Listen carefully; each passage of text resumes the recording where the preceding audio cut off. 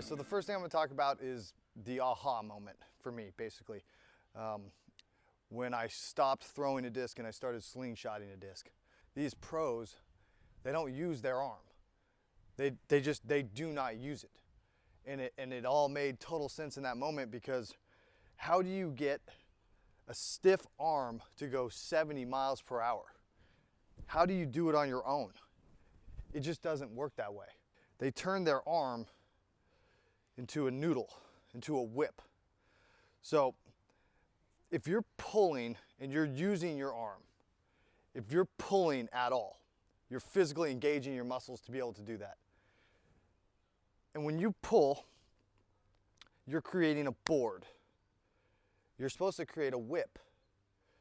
If you hold a whip, this is, right? You try to straighten it out. A whip isn't straight, isn't stiff. It's essentially dead weight. And that's what you have to create with your arm, dead weight. I want you to make your arm completely loose, just completely dead. It is literally a noodle, a whip, that they use their body to sling. They don't use their shoulder, they don't use anything. So, we're gonna stop pulling to be able to slingshot a disc. And now I'm gonna tell you what happens when you pull. At least this is what I learned. This is what happened when I pulled. Now, if I'm to pull my arm physically while turning my body, I end up parallel, like perfectly timed.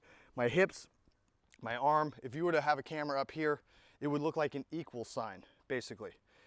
And then you come here and you're at 90, but what has happened is all your power is still in your legs because your arm is ahead of the whole process. So you're still just, even if you feel like a weight transfer, it doesn't matter because your arm didn't get any of the transfer, and that's how you're gonna rip your shoulder out. My concept of timing was time the turn and the pull to get to even, to get to the equal sign.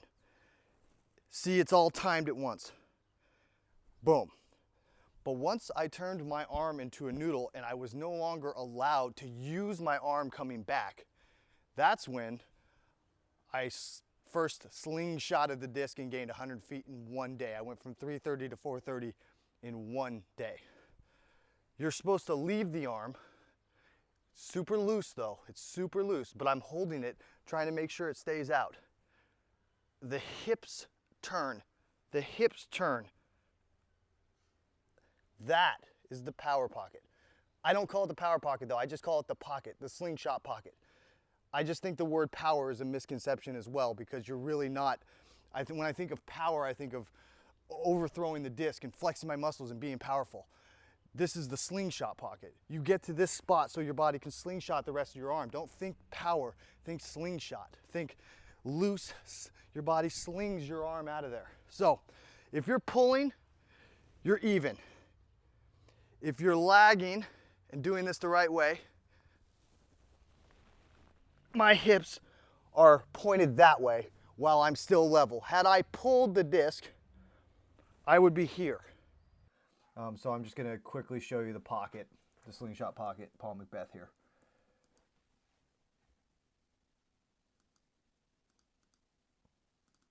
That's the slingshot pocket.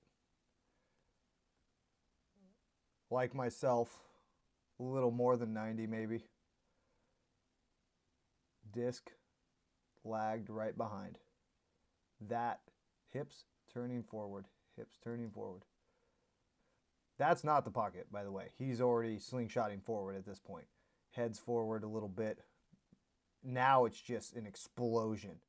So if you do get the hips through correctly while learning to lag, if you catch on and you use this arm as a noodle and do everything and get the order of events right where you create the lag, it's so much easier to get to the pocket the same place each time.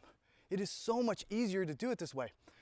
Because think about this, if you're pulling and you're trying to time this to get to this equal sign, right? Well, you're gonna be using your arm really fast on purpose. You're gonna be turning as fast as you can. That's two different things that you're trying to time perfectly. You're trying to do both these things and you want to expect to hit this pocket right every time. You know how easy it is to get to there? Because that is going to get you injured. Right leg forward, staggered, right? So you can turn, You're going to hold back. You're going to use your abs, only your abs and your hips, to turn slowly.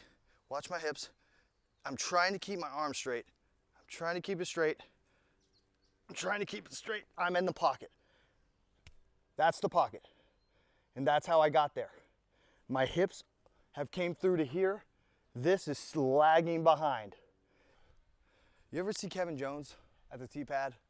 And he's just like, or David Wiggins. David Wiggins, before he throws 600 feet, 700 feet, he's loosening his body. He's getting his whole body relaxed so that he can throw 500 feet on a drive effortlessly. Because if his body's not relaxed, he's not going to be able to do that and control the angles and all that. So start playing disc golf super relaxed. Everything in your body, okay? And I just want you to straighten the arm. Let the arm break naturally. It breaks into it. I also suggest doing it in front of a mirror or a window because you want to make sure you're looking correct. Because if you think you're stretching but you're out here, that's not right. You want this is your look. That is your look. Right there. That's the pocket.